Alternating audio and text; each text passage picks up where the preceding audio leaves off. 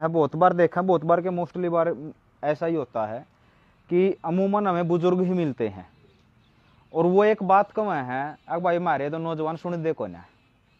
मेरी बात में कहीं कहीं हरियाणवी टच आएगा क्योंकि हरियाणा से हूँ तो समझ लियो उसने। अगर कहीं पर कोई ये आएगा कि समझ में नहीं आया तो मेरे से रिपीट पर पूछ लियो आप। तो बुजुर्ग ये बोलते हैं कि भाई नौजवान हमारी सुनते नहीं है। और जब हम नौजवानों के साथ बैठते हैं तो नौजवान ये बोलते हैं कि इन बुड्ढों को तो कुछ नहीं पता, ये तो केवल अपनी वो पुरानी बातें अलापते हैं कि भाई पहले ये होता था, ये होता था, इनके पास था कुछ नहीं, ना इनके पास रोजगार थे, ये बात बोलते हैं, ना इनके पास रोजगार थे, ना इनके पास इतने संसाधन थे, ना इनके पास धन था। मतलब इस प्रकार की बातें आज का युवा बोलता है। तो आज जो हमें याडा इकट्ठे हुए हैं, जो जीतू भाई ने बोला, आप में एक दो साथी ने और बोला कि भाई ग्राम सभा के बारे में आप बात रखो। और एक साथी ने बीच में जब रणबीर भाई बोल रहे थे उसने बोला कि भाई यह तो है, बोला समाधान बता, समस्या का क्या समाधान होगा। असल में क्या हुआ है कि हमें जो हमारी एजुकेशन सिस्टम है जहां से हम पढ़ कर निकले हैं उसमें क्या हुआ है कि हमारे को उतावड़ा बना दिया। हमारे को एक छोटी सी समस्या हमारे को दिखाई नहीं और हम तुरंत उस समस्या को समझने से पहले उसका समाधान ढूंढने चलते हैं।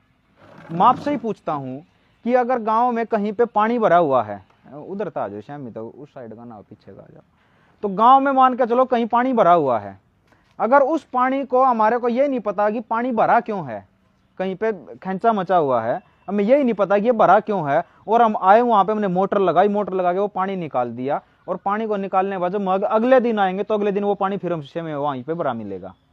समाधान तो नहीं हुआ? हुआ या नहीं हुआ? नहीं होगा। क्यों नहीं होगा? क्योंकि मूल कारण पे नहीं गए हैं, क्योंकि पानी कहां से आया है। जब हम ये समझ लेंगे कि पानी इकट्ठा क्यों रहा है, अगर यहाँ पे झील है, ढलान है यहाँ पे, तो ढलान को कवर करना पड़ेगा ताकि वो पानी का बहाव आगे की तरफ हो, ठीक है। या हमें ये पता लगाना पड़ेगा कि भाई जो पानी है यहीं से कोई पाइप वगैरह तो लीकेज नहीं जिसके कारण यहाँ पे पानी भर रहा है। मेन बात क्या है कि उस कारण को ढूंढना पड़ेगा। अभी जो रणबीर भाई जो बात कर रहे थे वो कारण पे बोल रहे थे, इसने कई सारी समस्याओं के ऊपर जो बात रखी, उस पे क्या आएगा कि उस पे ये भी लग सकता है कि भैया तो डरा रहा है, किसको लगने के बाद ये हुआ ये हुआ। असल में क्या बात है कि जब हम इस बात को समझ लेंगे, इस समस्या को समझ लेंगे, तो बड़ी छोटा समाधान है, बहुत छोटा। और वो समाधान के ऊपर भी आऊंगा मैं, क्या समाधान है वो। अभी कुछ बातें हैं जो रणबीर भाई ने टच किया, स्कूल के प्रांगण में बैठे हैं हम, तो यहीं से लेते हैं, यहीं से उन्होंने शुरुआत की थी। आप लोगों ने भी बोला कि अपार आईडी का खेल चला हुआ है। इस बात को समझना बहुत जरूरी है। सरकारें कोई भी नीतियां, कोई भी कानून क्यों लेकर आती हैं, कब लेकर आती है और उसका इंप्लीमेशन कब होता है।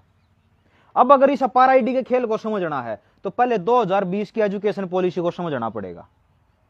2020 में भारत सरकार एक नई एजुकेशन पॉलिसी लेकर आती है और उस एजुकेशन पॉलिसी के अंदर बहुत सारे पॉइंट हैं, लेकिन मुख्य तौर पर एक पॉइंट के ऊपर जिक्र लेकर जाऊंगा।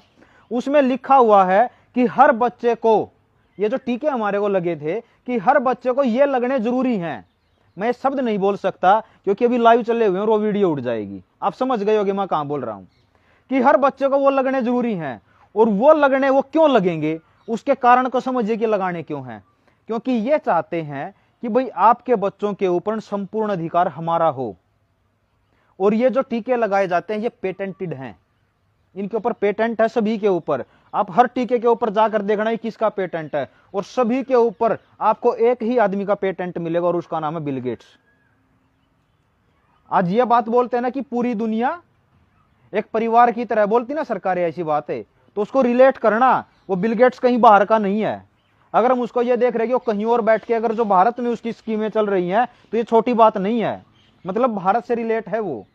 और जब उसने ये बोलो हर वैक्सीनेशन, मतलब हर टीके के ऊपर उसका पेटेंट है और हर बीज के ऊपर उसका पेटेंट है, तो इसको समझना जरूरी है। क्या खेल खेला इन लोगों ने, क्या क्या चाहते हैं ये कि बच्चों के ऊपर हमारा कंट्रोल हो और परमानेंट। यहाँ पर भाई बैठा है एक हमारा जो फार्मा से जुड़ा हुआ है, हर व्यक्ति को इनका टारगेट है कि फार्मा कंपनियों का कस्टमर बना के रखना है। और ये भाई भी बताएगा आपको, आप इससे पूछ लेना। आप एलोपैथी की छोटी से छोटी कोई दवाई खा लो या कोई इंजेक्शन ले लो, हर एक का दुष्परिणाम है। हर एक टीके के, हर एक दवाई के, हर एक टैबलेट के साइड इफेक्ट हैं, वो चाहे कोई भी है। तो उनको क्या है कि वो ये चाहते हैं कि आपके बच्चों को, आपकी पूरी की पूरी जनरेशन को फार्मा कंपनियों का गुलाम बना के रखना है। और वो गुलाम कैसे बनाए जाएंगे? जब वो बीमार होंगे। बीमारी कैसे आएगी? अगर हम स्वस्थ खाएंगे, मतलब अगर हम ऑर्गेनिक खाएंगे, हम अपना मतलब बीज, अपना इंडिजीनियस बीज से उगी हुई जो फसलें हैं वो उनको खाएंगे हम, तो हम बीमार नहीं होंगे। हम कसरत करेंगे तो हम बीमार नहीं होंगे। हम या दवाइयां नहीं खाएंगे तो हम बीमार नहीं होंगे। बीमार होने के बाद अगर हम आयुर्वेद से अपना उपचार करते हैं तो हमारे शरीर को स्वास्थ्य लाभ के साथ साथ वो भविष्य में बीमार होने से भी रोकेगी। लेकिन इनको क्या करना है कि पहले दी जाएंगी बीमारियां। जिस समस्या के ऊपर बात कर रहे हैं, पहले दी जाएगी समस्या, और उस समस्या के साथ साथ यह बताया जाएगा कि हम आपका भला करना चाहते हैं। अब 2020 की एजुकेशन पॉलिसी के अंदर यह शब्द लिखना क्यों जरूरी था कि आपके बच्चों को ये दिए जाने हैं? चूंकि मां बाप जब किसी भी प्रकार की स्कूलों के अंदर कोई दवाई, कोई टीका दिया जा रहा था तो मां बाप विरोध कर रहे थे। तो इनको वो विरोध खत्म करना था। विरोध कैसे खत्म करना? जब मां बाप की पूरी कंसेंट ये दे दे मां बाप कि हमारे बच्चों के ऊपर अधिकार अब सरकारों का है। और इस अपार आईडी के माध्यम से आप लोगों से बच्चों के पास एक कंसेंट फॉर्म भेजा गया हर बच्चे के माता पिता के पास कि आप इस पे हस्ताक्षर करके दो। माँ बाप को ये पता ही नहीं है कि ये क्या है और क्या नहीं है, और हमें अनजाने में उसके ऊपर साइन करके दे दिए। वो साइन करके आप लोगों ने अपने बच्चे सरकारों को सौंपे हैं। इसका रिजल्ट आज नहीं मिलेगा। आपके मन में यह आएगा कि सरकारों को सौंपे हैं तो क्या होगा। अब क्या था कि 2020 की एजुकेशन पॉलिसी थी, लेकिन उसको पूरा करना था कि माँ बाप अपनी कंसेंट दे। तो 2025 के 24 से 25 के अंदर अपार आईडी का खेल चला है। अब जब इसको 4 से 5 साल हो जाएंगे तब आपके बच्चों के ऊपर जबरदस्ती धक्काशाही होगी, क्योंकि एक बात बोलेंगे कि आपने अपने बच्चों का अधिकार तो किसको दे दिया? सरकार को। और माँ बाप चाहकर भी नहीं रोक पाएंगे। अब आप एक बात, इस बात से रिलेट करना मेरी बात से, कि अगर आपके बच्चों के ऊपर पूर्णतः अधिकार सरकारों का हो गया तो क्या आपके पास को अपने बच्चों को लेकर कोई भी डिसीजन आप ले सकते हो? कौन सी दवाई देनी है? एक बात नोट करना, साथ की साथ में यह अपार आईडी चल रही है, साथ की साथ में आपके बच्चों का ब्लड सैंपल लिया जा रहा है। आपके बच्चे, अगर असल मायने में मैं बताऊं तो आपको पता होगा, फार्मा से जुड़ा हुआ साथी है, कि जब फार्मा कंपनी किसी भी टीके को लेकर जब वो कोई ट्रायल करती हैं तो पहले लैब के अंदर उसका ट्रायल चलता है। पहले सूक्ष्म जीवों के ऊपर चलेगा, फिर वो अंत में आके मतलब उससे मेंढक पे चलेगा, फिर वो चूहे पे चलेगा, और अंत में आके वो बंदर पे चलेगा। बंदर के बाद वो इंसानों पे आएगा। लेकिन यहां पर जो सीधा ट्रायल चल रहा है वो हमारे बच्चों पर और हमारे ऊपर चल रहा है। मतलब हम अगर अपने आप को ये कहें कि हम लैब के चूहे बन के रह गए हैं, प्रयोगशाला के चूहे हैं हम, क्योंकि सीधा ट्रायल हमारे ऊपर किया जा रहा है। और वो देने के बाद हमारे शरीर के ऊपर क्या प्रभाव आ रहा है उसके लिए ब्लड सैंपल ले रहे हैं।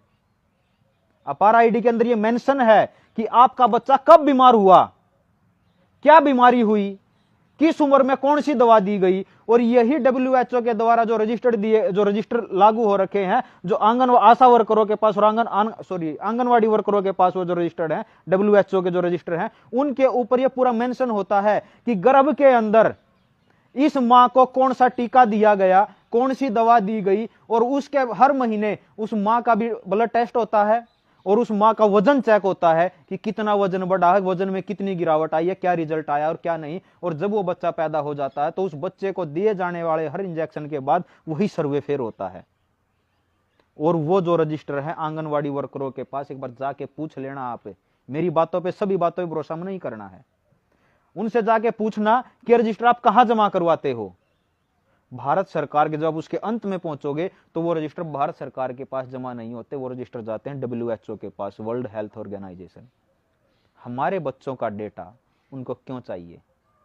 बड़ी बात है, क्योंकि उनको पता है कि कौन सी दवा देने के बाद क्या बीमारी आएगी, और उस बीमारी के चलते हमने कौन सी दवाई इनके ऊपर फिर से थोपनी है ताकि ये परमानेंट हमारे ही कस्टमर बने।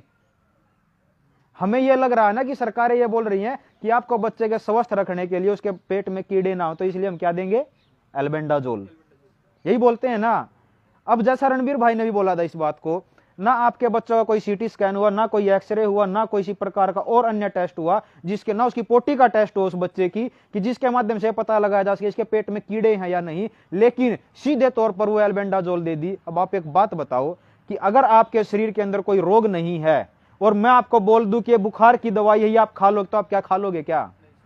लेकिन उन बच्चों को क्यों खिला रहे हैं? पूछता है कोई? नहीं पूछता। अब इस बात से जोड़ना कि सरकारें हमारा कितना भला चाहती हैं। मैं सरकारों का विरोध कतई नहीं करता, सरकारों के द्वारा बनाई गई नीतियों का विरोध करते हैं हम। अब जितने भी कानून बने हैं, एक बार उन कानूनों की आप स्टडी करोगे, किसी एडवोकेट के पास आप जाओगे, आप में से कोई एडवोकेट हो तो आप बताना, या किसी एडवोकेट से पूछना कि सरकार जब भी कोई कानून लेके आती, क्या वो कानून का इंप्लीमेशन तुरंत करती है? एक भी कानून का इंप्लीमेशन तुरंत प्रभाव से नहीं होता। हर कानून को जब वो इंप्लीमेंट करती है तो वो पहले क्या करती है कि उसको 5 से 10 साल का इंतजार करती है। यहां तक कि इस देश के अंदर एक कानून बनाने के बाद 40-40 साल का इंतजार किया इन लोगों ने। कानून बना दिया 40 साल बाद, लेकिन उसकी योजना लागू करनी है 40 साल बाद। उसकी पटकथा लिखी गई 40 साल पहले, लेकिन 40 साल बाद इनको क्या देना है? उस कानून का युद्ध 40 साल बाद हुआ इस देश के अंदर। 15 साल के बाद जब कोविड का जो दौर चला हुआ था, 15 साल के बाद एक कानून का जिक्र हुआ, मतलब उसका इंप्लीमेशन हुआ। क्या खेल खेल रहे हैं ये कि कोई भी कानून बनाएंगे 5 से 10 साल पहले और उसका इंप्लीमेशन करेंगे 5 से 10 साल बाद। उसका क्या कारण होगा? क्यों करते हैं कि जब 10 साल के बाद लोग कहेंगे कि किस कानून के अंतर्गत आप ये कर रहे हो, तो ये बोलेंगे कि ये कानून 2010 का फलाना फलाना कानून है, इसके अंतर्गत हम ये काम कर रहे हैं। तो हम ये सोचेंगे कि जब ये 2010 में ये कानून बना तो उस टाइम पे किसी ने विरोध नहीं किया, अब हमारे विरोध करने से क्या ये कानून वापिस हो जाएगा? और हम चुपचाप बैठ जाते हैं। 2020 की एजुकेशन पॉलिसी के अंदर ये शब्द लिखना क्या जरूरी था? नहीं था, क्योंकि इनको पता है कि जरूरी क्यों किया गया कि 5 से 7 साल के बाद आपके बच्चों के साथ क्या करना है, वो इनकी तैयारी पहले से थी। अब इस बात से भी जोड़ना आप अपने आप को। हमारे जो दादा हैं, हमारे दादाओं को देखना आप, उनको कोई टीके नहीं लगे थे और उनके अंदर ताकत हमारे से कहीं ज्यादा थी। बीमार भी वो हमारे से कम पड़ते थे।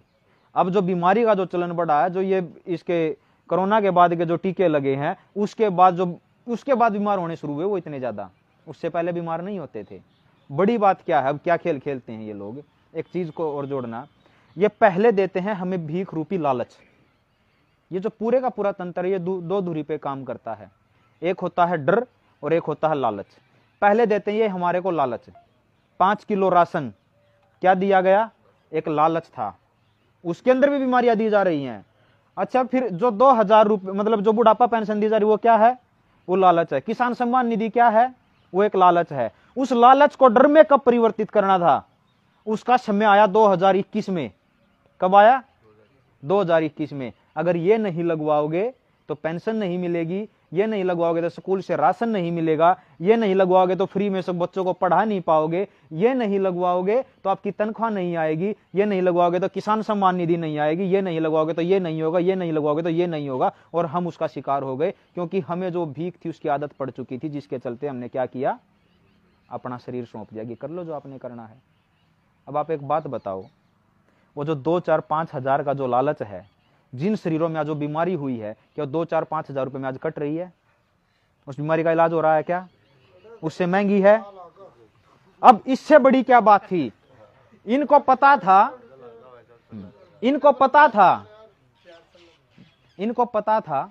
कि क्या परिणाम आएंगे इस टीके के बाद।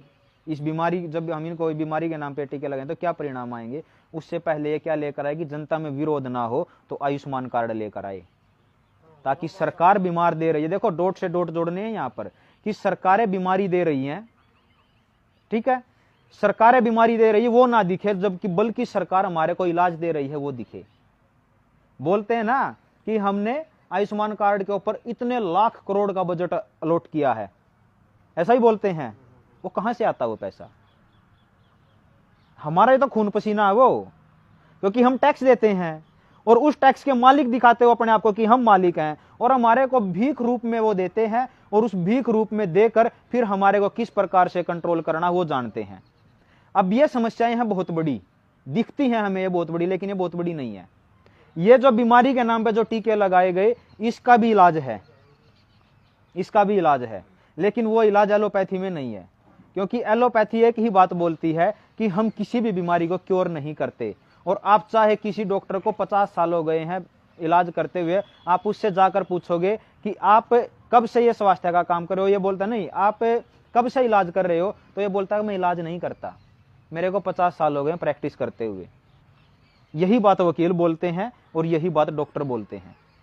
ये क्या खेल है कि वो किसी भी बीमारी का इलाज एलोपैथी के पास नहीं है, और इसका उल्टा ये हो गया कि जब उस बीमारी के नाम पे, मैं रामदेव का समर्थक नहीं हूं, बाबा रामदेव का, उस बीमारी के नाम पे जब उसने इंट्रोड्यूस किया कोरोनिल को, तो उसके ऊपर क्या किया, केस कर दिया, क्योंकि आईएमए के विरुद्ध चला था वो, जो पूरे इंडिया की एलोपैथी को कंट्रोल करती है, उस बॉडी को चैलेंज किया था उसने, और ये बोला था अब आयुर्वेद में ये मेंशन हो चुका है कि कोई भी किसी भी दवा के ऊपर आप चाहे कुछ भी बना रहे हो, उसके ऊपर आप ये नहीं लिख सकते कि ये इस बीमारी को क्योर करती है, लिख ही नहीं सकते। अगर आपने किसी कंपनी ने ऐसा लिख दिया तो उसका लाइसेंस रद्द होगा और उसके मालिक को सजा होगी। यह प्रावधान आ चुका, हमें तो नहीं पता ना, ये धीरे धीरे लेकर आ रहे हैं। अब ये क्या है कि ये लग रहा है हमें कि हमारे साथ कुछ भी नहीं हो रहा, लेकिन उसका बहुत बड़ा इंपैक्ट हमारे ऊपर पड़ रहा है। 2021 के बाद, उनके बाद तो मेरे को कहने की जरूरत नहीं है समाज में क्या हो रहा है। आज तो दिख रहा है ना, हट्टे कट्टे बालक, हट्टे कट्टे नौजवान आज चलते चलते, दौड़ लगाते लगाते, जो स्पोर्ट्समैन है वो स्पोर्ट्समैन जा रहे हैं। क्रिकेट का आप देख लो, फुटबॉल का आप देख लो, हॉकी का देख लो, आप खो खो का देख लो, जो भी गेम है, हर गेम के एथलीट आज चलते चलते जा रहे हैं। क्यों जा रहे हैं? 2021 से पहले तो नहीं जा रहे थे ना। तो सीधा सीधा इंपैक्ट क्या है? हमारे देश में एक बहुत बड़े आचार्य हुए हैं, आचार्य चाणक्य, उसने एक बात कही थी कि जब बहुत सारी समस्याएं एक साथ घटती हुई नजर आए तो उस पर रुकना और गौर करना कि ये समस्याएं कहीं प्रायोगिक तो नहीं है, ये योजनाबद्ध तरीके से तो नहीं की गई हैं। क्योंकि अगर एक आध घटना कोई घटती है, एक आध घटना अगर कोई घटी है तो वो संयोग हो सकता है, लेकिन जब बहुत सारी एक साथ घटे तो वो संयोग नहीं, वो प्रयोग होता है। और वही प्रयोग मैं अब आपको बता रहा हूं कि ये प्रयोग हुआ, ये संयोग नहीं था। अगर ये संयोग होता तो एक आध घटना घट जाती, ये सब की सब आपस में तो ना मिलती ना। सही कह रहा हूं या गलत कह रहा हूं? अब ये सब की सब घटनाएं एक दूसरे से जुड़ी हुई हैं। बीज हमारा नहीं बचा कोई भी, खेत का ले लो, पशुओं का ले लो और इंसानी बीज ले लो। क्योंकि आप जयपुर से ज्यादा दूरी पर नहीं है, लगभग मेरे हिसाब से 20 किलोमीटर होगा जयपुर। तो ये 20 किलोमीटर की दूरी पे आप जाके देखोगे तो आपके जयपुर के अंदर, मैं ज्यादा बड़ी बात नहीं कहता हूं, कम से कम 50 आईवीएफ सेंटर मिलेंगे आपको। वो क्यों है? क्योंकि ये जब 2021 का इस बीमारी का दौर चला हुआ था, तभी अखबारों में कुछ खबरें आ रही थी और वो खबरें हम देखकर उनको अनदेखा कर रहे थे। एक खबर आ रही थी कि 2025 तक भारत की 60 से लेकर 70% आबादी नपुंसक और बांझ होगी। पढ़ी थी यह खबर किसी ने? एक बार नहीं, कई बार आई। एक खबर और आ रही थी कि 2025 तक भारत की 85% आबादी कैंसरग्रस्त होगी। पढ़ी किसी ने? पढ़ी भी होगी तो देखा, अनदेखा कर दिया होगा उसे कि भाई हम ये मानते हैं कि वो खुशकिस्मत है कि हम 15% में हैं। हम ऐसा ही तो मानते हैं कि मैं उस 15% का हिस्सा हूं। ये क्यों नहीं मानते कि 85% का तो हिस्सा हो सकता हूं? अब ये कुछ खबरें थी ऐसी, और भी बहुत सारी खबरें चल रही थी, बहुत सारी बीमारियों का नाम था उसमें। जब ये खबर चल रही थी तो इन खबरों के साथ साथ हम उसको अनदेखा कर रहे थे। हमें ये लग रहा था कि ऐसा नहीं होगा, लेकिन अब देखो आप, ऐसा हो रहा है या नहीं हो रहा है। क्योंकि उनको पता था कि क्या देने से क्या बीमारी आएगी, उनको पता था। वो 85% तो नहीं हुआ, क्योंकि ये जो डोज लगनी थी ये 8 लगनी थी। ये जो इस बीमारी के नाम पे लगी ना, ये 8 लगनी थी। ये हम जैसे कुछ लोग थे, पागल लोग थे, जो लोगों के ये कहते हुए भी किया पागल हो, हमारे को पागल बोलते थे, उसके बावजूद भी हम समाज में जाके भौंक रहे थे। और फिर वो धीरे धीरे एक विरोध का शुरू उठा और वो डोज 3 पे आके ही रुक गई। आज भी देश के अंदर हेल्थ इमरजेंसी लगी हुई है। वो जो कोविड के जो प्रोटोकॉल थे ऑन डॉक्यूमेंट्स, वो प्रोटोकॉल आज भी चले हुए हैं। अब मैं आपसे एक बात पूछता हूं कि हमने ये साबित कर दिया, हम ये बोल रहे हैं कि ये बीमारी फ्रॉड थी और आप लोगों ने तार्किक रूप से उसको मान लिया, देश की जनता ने भी मान लिया। क्या हमारी कही हुई बात कहीं पर लिखी गई है? किसी अखबार के अंदर आई? कहीं भी आई? ना सरकारी दस्तावेजों में रिकॉर्ड है, ना कहीं अखबारों में रिकॉर्ड है। लेकिन अगर 40 साल के बाद हमारे बच्चों को यह कहा जाएगा और वो अखबार दिखाए जाएंगे कि भाई 2019-20 में कितनी बड़ी महामारी आई थी जिसमें लाखों करोड़ों लोग मरे थे, और हमारे बच्चे गूगल पे जाएंगे और गूगल सर्च करेंगे, वो बीमारी दिखेगी या नहीं दिखेगी? हम क्या भोग रहे हैं इसका हमारे पास क्या प्रमाण है? लेकिन उसके तो प्रमाण हैं, तो हमारी बातें क्या लगेंगी? झूठ लगेंगी। और ऐसा ही बोलेंगे जैसा आज हम अपने पूर्वजों को बोलते तेरे को कुछ नहीं पता। 30 साल बाद वो हमारे बच्चे हमारे को ये बोलेंगे तुम्हें कुछ नहीं पता। जोड़ना इस बात को कि मां जिनको ये ना समझ मान रहे हैं वो ना समझ नहीं है। जो हम अपनी आर्थिक तरक्की का जो पैमाना हम आंक रहे हैं कि हमारे पास गाड़ी है, हमारे पास बंगला, हमारे पास स्मार्टफोन है, हमारे पास ये है, लग्जरी जीवन जीने के लिए हमारे पास ये साधन है। आप एक बात से जोड़ना आप अपने आप को और अपने परिवार को कि जब आपके दादा थे, आपके दादा से पूछना कि हमारे घर में कितना सोना चांदी था, और फिर जोड़ना, फिर देखना कि आपके पिताजी के पास कितना था, और फिर देख लो कि आपके पास कितना है। वो आर्थिक तरक्की थी या ये आर्थिक तरक्की है? क्या है? अनपढ़ होते हुए भी। फिर दूसरा देखना, क्योंकि एक बात बोली जाती है हमारे समाज के अंदर कि पहला सुख निरोगी काया और दूजा सुख घर में हो माया, यही बोला जाता है। मैं इन दो सुखों के ऊपर बात करूंगा। पहला सुख निरोगी काया, वो स्वस्थ अनाज खाते थे, कभी बीमार नहीं होते थे। हमारे बुजुर्गों को देखोगे जो स्वस्थ अनाज खाते आए हैं, आपको किसी की आंखों पे चश्मा नहीं मिलेगा, किसी की आपको याददाश्त कमजोर नहीं मिलेगी, किसी को आपको घुटनों का दर्द नहीं मिलेगा। लेकिन जब से वो इन टीकों का शिकार हो गए हैं, उनमें वो रोग तब से आने शुरू हुए। अब उनके पास पहला सुख था निरोगी काया, दूसरा सुख घर में हो माया, सोना और चांदी। ये तो राजस्थान की तो हमारे यहां मिसाल दी जाती है। आज भी ये बोला जाता है कि भाई किलो किलो सोना तो आज भी चढ़ा देते हैं वहां पर। और जो तरक्की का पैमाना कर, जो अपनी धरती, अपनी जड़ों को छोड़कर जो दिल्ली जैसे, गुड़गांव जैसे शहरों में, जयपुर जैसे शहरों में जाकर बैठे हैं, एक बार उनसे पूछो आपके पास क्या है? ये बोलेंगे हम 4 BHK में रहते, 2 करोड़ का लिया है। और उससे ये पूछो कि उस 4 BHK में क्या जमीन आपकी है?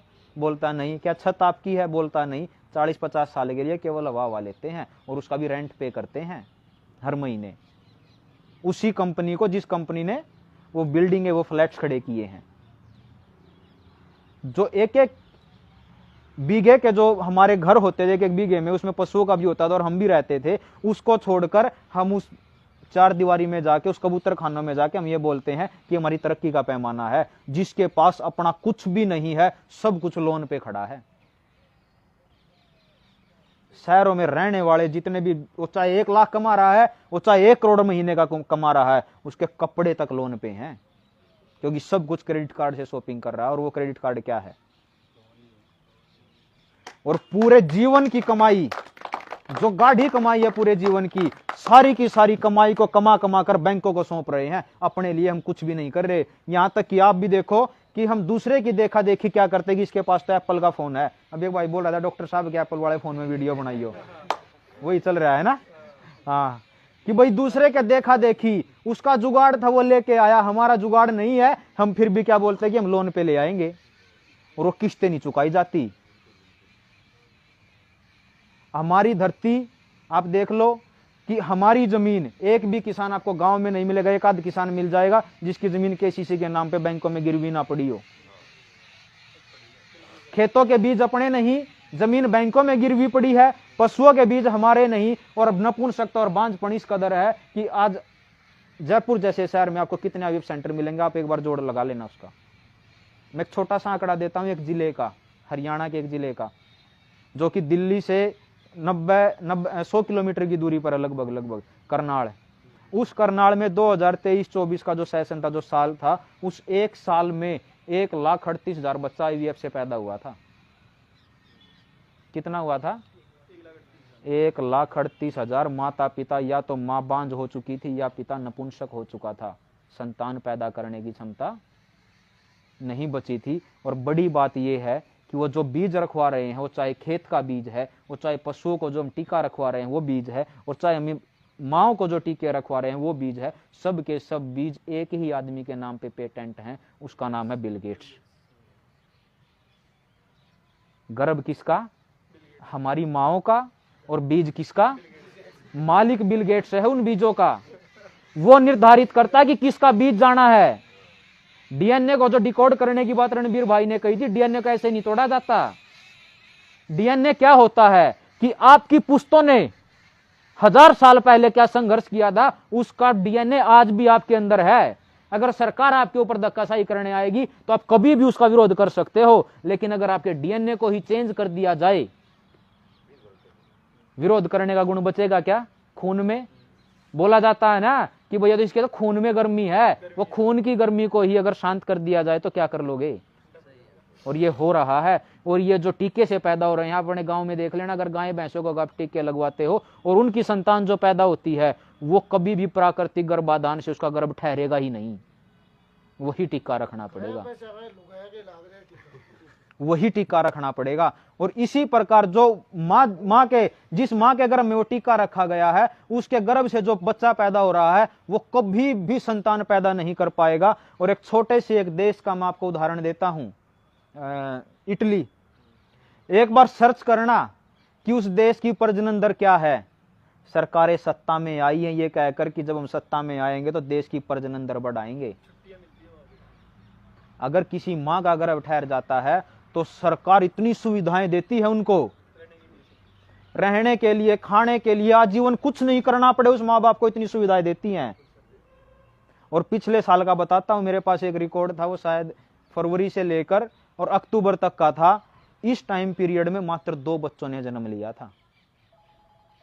जिस देश में हम ये मानते हैं ना। और बड़ी बात ये है कि जब ये लगाए जा रहे थे तब हम बोल रहे थे, आज बिटकॉइन की कीमत देख रहे हो ना आप, क्या कीमत है बिटकॉइन की। उस टाइम पे हम बोल रहे थे next unvaccinated sperm is the next bitcoin. और आप यूरोप की कंट्रियों में एक बार आप सर्च कर लेना, गूगल कर लेना, मेरी बातों पे भरोसा मत करना, कि स्पम की क्या कीमत है, कितने रुपए डॉलर है, 2-2 हजार रुपए, मतलब 2-2 हजार डॉलर स्पम की कीमत है। हम क्या थे, क्या हैं और क्या होंगे, हमारे पूर्वज क्या थे, हम क्या हैं और हमारे बच्चे किस ओर जाएंगे, इसका एक बार अंदाजा लगा लो कि हम क्या समाज देकर जाएंगे। आज की सिचुएशन ये है कि हम सब युवा हैं। अगर मैं अपने से रिलेट करता हूं, रणबीर भाई से रिलेट करता हूं, अगर हम अपने जीवन के इस बहुमूल्य समय को, क्योंकि मेरे बच्चों का, हम दोनों शादीशुदा हैं, मेरा एक बेटा है, उसके पास 2 बच्चे हैं, हमारे बच्चों के लिए संसाधन जोड़ने के लिए हमारी उम्र का, मतलब हमारी ये जो जीवन है इसका गोल्डन टाइम पीरियड चला हुआ है। नौजवानी में ही सब कुछ कमाया जा सकता है, लेकिन अगर उस समय को छोड़कर, सुनहरा समय,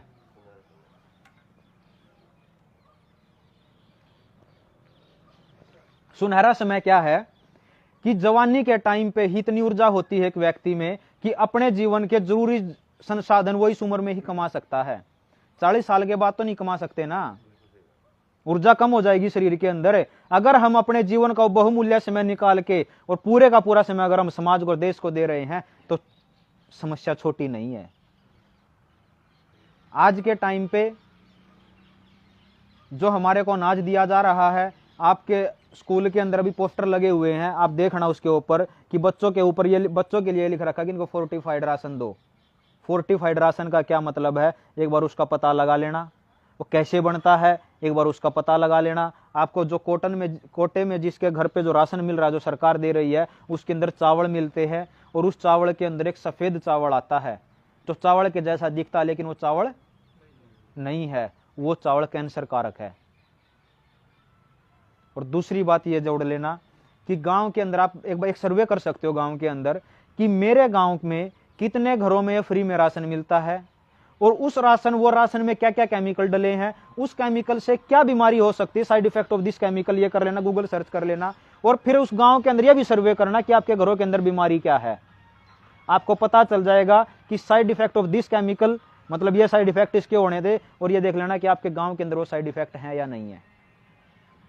सबसे ज्यादा बीमार मजदूर तबका है आज। क्यों है? क्योंकि फ्री के चक्कर में 5 किलो राशन खा रहा है, फ्री के चक्कर में सरकार की हर सुविधा ले रहा है। और उस सुविधा के चक्कर में वो सबसे ज्यादा बीमार है। और उसको वो बीमारी नहीं दिखती, उसको ये दिखता है कि सरकारें हमारे को इलाज दे रही हैं, तो आयुष्मान कार्ड मुफ्त में इलाज है ना। तो सरकारों की हम गुणगान गाते हैं कि सरकारों ने इतने लोगों को स्वास्थ्य लाभ दिया, बीमारी कितने लोगों को दी, इसका कोई अंदाजा नहीं है। न इसका कोई ऑथेंटिक दस्तावेज है, न इसके कहीं पर कोई प्रमाण है, ना कोई एजेंसी इसके ऊपर काम कर रही, ना कोई संस्था इसके ऊपर काम कर रही, ना सरकार की कोई एजेंसी, ना सरकार कर रही। मतलब इसका रिकॉर्ड रखने वाला कौन? तो समस्या छोटी है या बड़ी है? इन टॉपिकों के ऊपर और भी बहुत सारी चीजें हैं जो रणबीर भाई ने टच की थी कि कुछ चुनिंदा मुट्ठी भर लोग हैं जो ये चाहते हैं कि लोगों के ऊपर हम ही राज करें। और बड़ी बात यह है कि जब शुरुआत का जो दौर चला था, जो गुलामी थी, वो गुलामी थी शारीरिक गुलामी। 5 मिनट में अपनी बात को कंक्लूड करता हूं। जो शुरुआत के अंदर जो गुलामी चली हुई थी, वो गुलामी थी शारीरिक गुलामी, जिसको बंधुआ मजदूर भी कहा जा सकता, जबरदस्ती किसी से काम करवाना। दूसरे नंबर पे आई आर्थिक गुलामी, जिस दौर से हम आज गुजर रहे हैं कि पैसे के बल पर ही किसी को भी गुलाम बनाया जा सकता है। और तीसरी गुलामी आ रही है मानसिक गुलामी। और आज हम मानसिक गुलाम हो रहे हैं, हमारे बच्चे हो रहे हैं, क्योंकि फोन के हम इतने हैबिचुअल हो चुके हैं कि समाज में क्या समस्याएं हैं वो समस्याएं हमारे को नजर नहीं आती। और ये जो फोन है, ये जो स्क्रीन है, जितनी भी स्क्रीन बनी है, हर स्क्रीन का जो पेटेंट है वो एक ही उस पे है, माइंड कंट्रोल यूनिट। ये पेटेंट आप सर्च कर लेना गूगल पे जाके, आपको पता चल जाएगा। और ये जो टीके लगे थे इसके भी पेटेंट आप देख लेना। आपको ना मिले तो जितेंद्र जीतू भाई से पूछ लेना, हम बता देंगे कौन सा पेटेंट नंबर, और फिर आप उसको सर्च कर लेना, आपको पता चल जाएगा। तो माइंड कंट्रोल यूनिट का क्या मतलब है? दिमाग को नियंत्रित करने वाला एक यंत्र। और आप एक बात देखो कि आज अगर बच्चा भूखा है, वो भूखे बच्चे को आप फोन पकड़ा दो, क्या उसको भूख का एहसास होता है?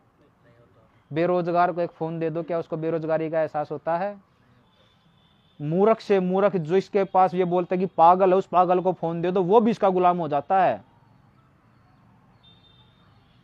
और इसी के माध्यम से हम आज मानसिक गुलाम बनते जा रहे हैं। और आने वाले टाइम में ये मानसिक गुलामी सरकारें कुछ फ्री की सेवाएं हमारे को देगी, और मानसिक गुलामी इस तरीके से बना लेंगे। अगर वो ये कहेंगे कि आने वाले समय में ये आएगा, आपको बोलेंगे कि हम आपको, जैसे चुनाव के अंदर अब की बार इसने कहा था राहुल गांधी ने कि हम महिलाओं को 8,500 रुपए, मतलब 8,500 रुपए महीने के पड़ते थे, लगभग लाख रुपए साल के देंगे।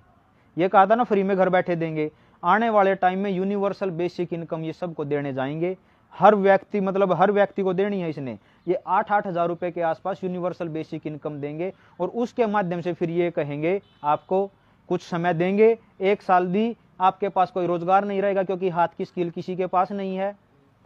हम मेहनत करना भूल जाएंगे, मेहनत करने की हमें जरूरत नहीं पड़ेगी, और मेहनत हमें करने की जरूरत नहीं पड़ेगी, उसके लिए मशीनें आ रही हैं। मशीनों को अब आदमियों की जरूरत है, ना प्राइवेट कंपनियों को, ना सरकारी एजेंसियों को। और वो जब यूनिवर्सल बेसिक इनकम हमारे को देंगे, हम उसको लेंगे, और 1 साल बाद हमारे को ये कहेंगे ये पैसा तब मिलेगा जब अपने गांव को छोड़कर आप बाहर निकलोगे। क्योंकि असल में क्या चाहिए? जमीन। क्योंकि जमीन से महत्वपूर्ण, अगर आपके पेट पर कंट्रोल करना तो किस पे करना पड़ेगा? क्योंकि जमीन से ही अनाज पैदा होता है, और उस अनाज को खा के ही हमारे शरीर में ऊर्जा आती है। तो अगर हमारी रोटी पर कंट्रोल कर लिया जाए तो क्या होगा? इस बात को रिलेट इस प्रकार करना, आपके गांव का कोई बच्चा यूरोपियन कंट्रीज में गया होगा, उसके पास आप बात करना, उससे ये पूछना आप खाते क्या हो। एक एक पराठे की एक्सपायरी डेट 6-6 महीने है, एक एक दूध का पैकेट 6-6 महीने चल सकता है।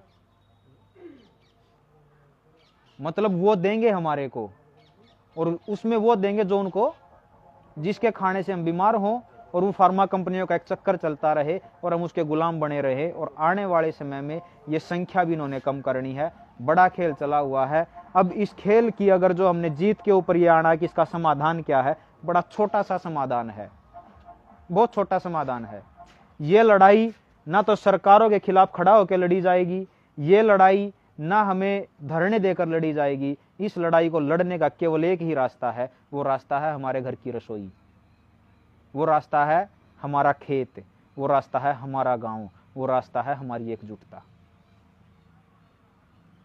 क्योंकि जब जब चुनाव आएंगे तब तब हमारे को धर्म के नाम पर तोड़ेंगे, जात के नाम पर तोड़ेंगे, अमीरी गरीबी के नाम पर तोड़ेंगे, हमारे को बांट देंगे, और जब हम बटेंगे तो राज करेंगे। यही डिवाइड एंड रूल की जिस पॉलिसी के ऊपर अंग्रेज काम करते थे, उसी पॉलिसी के ऊपर ये काले अंग्रेज काम कर रहे हैं। हम बटेंगे तो राज करेंगे ये। अब खेतों से कैसे बदला जाएगा? आप एक बात से देखना, रणबीर भाई ने भी कहा था कि पेड़ हमारे लगाने से होते हैं। आप अपने गांव में जोड़ लेना कि आपके गांव में कितने पेड़ हैं और किसने लगाए थे, वो आपके पास कोई डेटा नहीं आएगा। ये जो हाइब्रिड, ये जो जीएम जो पेड़ लग रहे हैं, इसका डेटा भले ही मिल जाए, लेकिन आपके जो बड़, पीपल, नीम, जांडी, किक्कर, ये इस प्रकार के पेड़ थे, ये किसने लगाए थे? प्रकृति ने। उसका बीज गिरा, बीज को खाया किसने? पक्षियों ने, और पक्षियों ने जाके कहीं भी बीट कर दी, वहीं से उचित समय आने पर वो बीज अंकुरित होके और पेड़ बन गया। तो पेड़ों को पेड़ लगाने की जरूरत नहीं है, बस उनको काटना बंद कर दे, पेड़ अपने आप इतने हो जाएंगे कि हम आकलन नहीं लगा सकते। प्रकृति अपने आप को समय हील करती है, वो हमारे को हील करती है, अपने आप को नहीं करेगी क्या? अब इसका छोटा सा समाधान ये है कि खेतों के अंदर जिस भी व्यक्ति के पास देसी बीज बचा है, आपके राजस्थान में बहुत बीज बचे हैं अभी, क्योंकि मैं घूम रहा हूं, आपके गांव में भी बहुत होंगे। जिस भी किसान के पास देसी बीज बचा है, उस बीज को लेके अपने खेतों में बगाना शुरू कर दो, उसी को बो, और उसी को फिर आप मतलब उसमें लेके आओ, उसको कलेक्टिव कल्चर में लेके आओ, उसको बीज से बीज बनाओ और उसको फैलाओ। दूसरा इसका यह है कि आपकी रसोई के अंदर जो जो केमिकल्स दिए जा रहे हैं, जिसमें रिफाइंड एक है, चीनी एक है, सफेद नमक एक है, इनको प्रेशर कुकर है, सफेद जो चीज है इनको डालना वहां अपनी रसोई में प्रयोग करना बंद कर दो। मीठे की जगह आपने यूज करनी है खांड करो, गुड़ करो, शक्कर करो, ठीक है जी। रिफाइंड की जगह आपने करना, सरसों बहुत होती है आपके राजस्थान में, तो सरसों का तेल, मूंगफली का तेल, उसका प्रयोग करो। और प्रेशर कुकर की जगह आप लोहे की कढ़ाई में खाना बना लो, मिट्टी के बर्तन में खाना बना लो। और आप देखना, ये मैं प्रैक्टिकल बोलता हूं, अगर आपने ये छोटे छोटे से परिवर्तन कर लिए, 6 महीने के अंदर आपके घर के अंदर, अगर आपके घर में दवाइयां महीने में 5,000 की आती हैं, तो 6 महीने के अंदर वही दवाइयां मात्र 50 रुपए की रह जाएगी। ये प्रैक्टिकल कर रखा है। और आपके बच्चों को दूसरा लड़ाई का ये माध्यम है कि आपके बच्चों के ऊपर जो एक्सपेरिमेंट स्कूलों में किए जा रहे हैं, स्कूलों को कलेक्टिव वे में, मतलब इकट्ठा होकर, संगठित होकर सारे युवा आकर एक बार बोल दो, बुजुर्गों को साथ में ले लो, और स्कूल के आगे प्रशासन को बोल दो कि हमारे स्कूलों में किसी भी प्रकार की कोई भी दवा नहीं दी जाएगी, क्योंकि हम अपने बच्चों को स्कूलों में पढ़ने के लिए भेजते हैं, एक्सपेरिमेंट का चूहा बनाने के लिए नहीं। सही या गलत है भाई? हमारे बच्चों को कोई बीमारी आएगी तो हम उसका दवा दे देंगे, हम उसको दिलवा देंगे, लेकिन बीमारी आने से पहले कोई दवा क्यों दें? और वो आपके बच्चों का भी, पोटी का भी सैंपल लेने जा रहे हैं अभी बहुत जल्द, ब्लड सैंपल ले रहे हैं, तो उनको बोल दो कि बच्चे हमारे हैं, हम किसी भी प्रकार का सैंपल नहीं देंगे, क्योंकि जो इस पूरी की पूरी जो दुनिया का जो सबसे बड़ा हथियार है आज के टाइम पे, वो है data. Data is the new fuel. जिसके पास जितना बड़ा डेटा है, उस दुनिया का उतना ही बड़ा मालिक है। तो डेटा सौंपना बंद कर दो। और इससे आगे की बात, आपको अपने गांव में जो भी काम करना है, आप सरकारों के ऊपर निर्भर ना होकर अपने गांव में वो काम कर सकते हो। अगर सरकार ना माने तो आप अपने नियम खुद बना सकते हो, और वो पावर दी है संविधान के 72वें और 73वें संविधान संशोधन ने। ग्राम सभा, नाम तो सुना ही होगा। ये ग्राम सभा आपके गांव में उसी प्रकार से लगती है, हर मतलब जैसे जैसे विधानसभा और लोकसभा का जो सत्र चलता है, उतने ही सत्र, 4 सत्र आपके इसके ग्राम सभा के भी चलते हैं। वो अभी ऑन डॉक्यूमेंट चल रहे हैं, हमारे को नहीं पता कि वो ग्राम सभा कब आयोजित की गई, उसमें क्या निर्णय लिए गए, क्या नहीं लिए गए, गांव को कुछ नहीं पता, क्योंकि सरपंच और सेक्रेटरी ये मिलकर उसकी खाना पूर्ति करके और सरकार में उसके दस्तावेज सबमिट कर देते हैं कि इस गांव में ये इतनी 4 ग्राम सभा आई हुई हैं और इन 4 ग्राम सभा में ये निर्णय लिए गए। वो ग्राम सभा में सरपंच कोई नहीं होता, एक मेंबर होता है। ग्राम सभा क्या है कि कोई भी निर्णय अगर आपने अपने गांव का लेना, आपके गांव के पक्ष में लेना है, या सरकार कोई जबरदस्ती कर रही है, तो गांव के 70% आदमी लोग मिलकर और रेजुलेशन पास करेंगे ग्राम सभा का कि हमारे को ये नियम नहीं चाहिए, और उसका एक परफॉर्मा तैयार करेंगे, उस पर लिखेंगे और 70% लोगों के साइन करवाए और वो सरकार के पास संबंधित विभाग में भेज दो। मान के चलो बिजली बोर्ड वालों की धक्काशाही चली हुई है कि हम आपके गांव के मीटरों को बदलेंगे, तो आप लिख के दोगे, ग्राम सभा के एक लेटर हेड बनाओगे, आप अपना ऊपर लिखोगे ग्राम सभा फलाना फलाना, और इस ग्राम सभा का जो अध्यक्ष रहा वो ये व्यक्ति रहा। हर बार की ग्राम सभा में आप नया अध्यक्ष चुन सकते हो। आप देखते हो ना, लोकसभा के अंदर भी एक लोकसभा अध्यक्ष होता है, विधानसभा के अंदर भी एक विधानसभा अध्यक्ष होता है, ऐसे ही ग्राम सभा का भी एक अध्यक्ष होता है, और आपको कोई भी चुना जा सकता है। 18 साल से उम्र से बड़ा जो भी व्यक्ति है, वो चाहे लड़की है, वो चाहे लड़का है, वो पुरुष है, वो चाहे स्त्री है, कोई भी है, सब उसके मेंबर होते हैं। तो रेजुलेशन पास करो और संबंधित विभाग में भेज दो और बोल दो कि हमारे को ये नीति नहीं चाहिए, तो सरकार आपके ऊपर धक्काशाही नहीं कर सकती, क्योंकि ग्राम सभा के निर्णय को कोई भी सरकार नहीं बदल सकती। इस देश की जो सुप्रीम पावर है वो ग्राम सभा है। एक अमेंडमेंट होना रह गया था, ये जो ग्राम सभा नाम की जो ताकत दी थी, मैं पार्टियों का पक्षधर नहीं हूं, ये दी थी राजीव गांधी ने। एक बात बार बार हम सुनते हैं ना, बीजेपी ने बहुत प्रचार किया उसका, कि भाई राजीव गांधी एक बात बोला करते थे कि अगर मैं केंद्र से 1 रुपया भेजता हूं तो नीचे जाते जाते कितने हो जाते हैं, 15 पैसे। सुना होगा ना ये। तो क्या बोलते थे कि 85% तो भ्रष्टाचार की भेंट चढ़ जाते थे। ये देखते हुए कमेटी का गठन किया गया था, और उस कमेटी ने ये कहा, उस कमेटी पे ये कहा था कि हम इतने पैसे भेजते हैं, जनता के विकास में हम लगाते हैं, लेकिन जनता का विकास नहीं हो रहा, होल कहां पर है वो ढूंढो। और उस कमेटी ने, मेरे को नाम ध्यान नहीं है कि किसकी अध्यक्षता में वो कमेटी थी, आप सर्च कर लेना, मिल जाएगी आपको वो। तो उस कमेटी ने ये निर्णय लिया था कि जब तक ये पूरी की पूरी व्यवस्था सेंट्रलाइज रहेगी, इसकी ताकत किसी एक व्यक्ति के पास रहेगी, हम देश की जनता का भला नहीं कर सकते। इसीलिए अगर देश की जनता का भला करना तो इस व्यवस्था को डिसेंट्रलाइज करना पड़ेगा, यानी कि गांव की ताकत गांव को देनी पड़ेगी। और जल जंगल जमीन और जानवर, इनके ऊपर निर्णय लेने का अधिकार ग्राम सभा को है, लेकिन हमें पता ही नहीं है कि हमारे पास भी कोई ताकत है।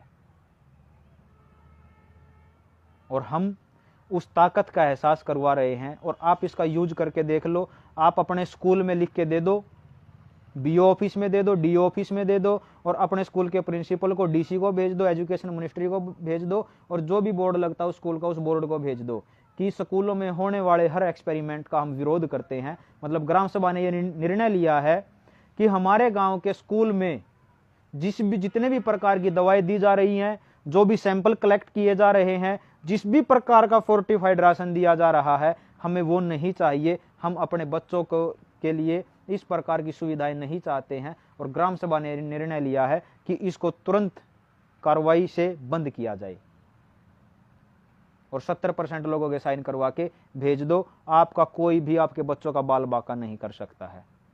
अब बात आती है जिन बच्चों को वो टीके देकर जिनके शरीरों को कमजोर किया गया है, उसके लिए क्या है। उसके लिए एक स्वर्णप्राशन नाम की एक गुजरात से है आचार्य मेहुल, उसने बच्चों के इम्यून को बूस्ट करने के लिए एक स्वर्णप्राशन बनाई है। उसका एक विधि है, भाव प्रकाश है, एक ग्रंथ है, उसके अंदर लिखी भी हुई। आप भी बना सकते हो उसको अपने घर में। अगर कोई साथी आयुर्वेद से जुड़ा हुआ तो उस भाव प्रकाश को पढ़े और उसके माध्यम से वो स्वर्णप्राशन खुद बनाए और अपने बच्चों को उसको देना शुरू करो, ताकि ये जो केमिकल गया है ये केमिकल बाहर निकल सके।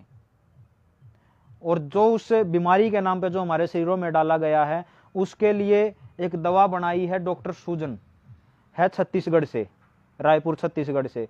वो WHO में काम करके आ चुकी है, उसको पता है ये क्या क्या देते हैं, इसीलिए उसने उसका एक एंटीडोट तैयार किया है। और उस एंटीडोट का अभी तक बहुत बेस्ट रिजल्ट आया है। हमने हजारों से ज्यादा लोगों के पास वो भिजवा के देख ली है।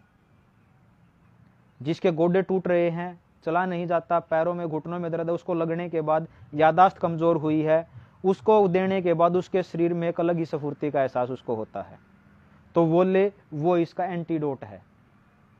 और वो 2 ही किट लेनी पड़ेंगी, ऐसा नहीं है कि वो परमानेंट लेनी है। वो शरीर से वो जहर निकल जाएगा। इसके अंदर मैं मोटे मोटे तौर पे बता देता हूं कि क्या क्या केमिकल डाले गए हैं। एक है बोरेनियम, सर्च कर लेना कि बोरेनियम का साइड इफेक्ट क्या है। दूसरा है इसके अंदर मरकरी का, ये सब के सब माइक्रो में है। मरकरी का क्या साइड इफेक्ट हो सकता है शरीर में, उसके ऊपर देख लेना। ग्लाइसोफेट, उसका सर्च कर लेना। और ये क्या बताया था मैंने अभी, ग्राफीन ऑक्साइड का क्या साइड इफेक्ट है वो सर्च कर लेना। और एक आप सर्च कर लेना, इसको गूगल करोगे तो आपको पता चल जाएगा। और ये भी देखना कि ग्राफीन ऑक्साइड जब 5G की रेंज में आती है, रेडिएशन की रेंज में आती है, तो क्या प्रभाव डालती है। वो ब्लेड की तरह भी बन सकती है। इसीलिए आपने देखा होगा कि बहुत से लोगों का वो लगने के बाद दिल में छेद हुए हैं, क्योंकि ब्लड की सप्लाई कहां जाती है सबसे ज्यादा, दिल में। और जब वो इतनी पैनी हो गई तो वो दिल के अंदर छेद कर गई। आप देख लेना, वो वीडियो बहुत पड़ी है गूगल पे। मेरी कही हुई बातों पे, किसी भी बात पे विश्वास मत करना, किसी भी बात पे। उन बातों के ऊपर बस अपनी सर्च जरूर करना। अगर आप अपनी सर्चिंग करोगे उसके ऊपर, आप अपना विश्लेषण उसके ऊपर करोगे, तो आपके पास अपना खुद का ज्ञान आएगा। और जब वो ज्ञान आएगा तो फिर आप लोगों को भी बताओगे, और आपके पास बताने के लिए उसके प्रैक्टिकल उदाहरण होंगे। बस ये देख लो कि ये इसके अंदर हैं, और उसके अंदर होने से इनके साइड इफेक्ट क्या है। और फिर समाज में देख लो, जिनको भी बुखार हुआ था, खांसी जुकाम, सिर में दर्द, ईचिंग, कुछ भी हुआ था वो लगने के बाद, क्या किसी के शरीर में वो रोग है? और अगर आपको वो रोग मिले तो फिर तो बात सत्य होगी, है जी। तो इस प्रकार से करो, ग्राम सभा की पावर का यूज करो।